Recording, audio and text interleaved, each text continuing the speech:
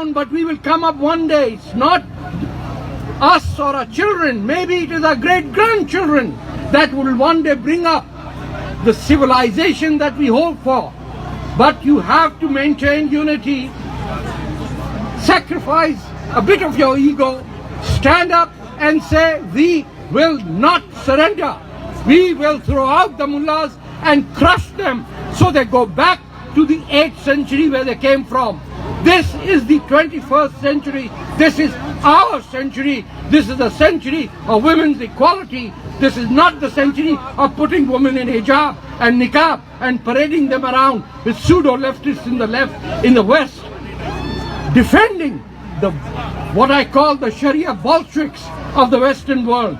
They have no clue how much oppression there is of women in Iran, in Turkey, in Pakistan, in Saudi Arabia, in Yemen, and yet the same Western leftists come out to defend the burqa of all the people. We need to stand up and say, we have seen the horror of Islamism and we reject it.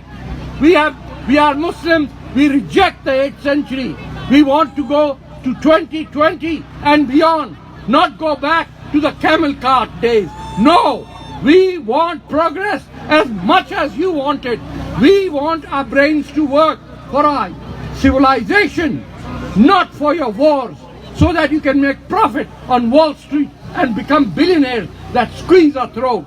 We will win, but have patience, and Iran will lead the world, because Iran has the background to stand up and teach what is human rights.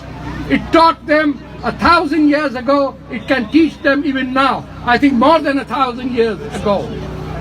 Thank you very much for allowing me to speak to you. Inshallah, as we say in Pakistan, victory will be ours.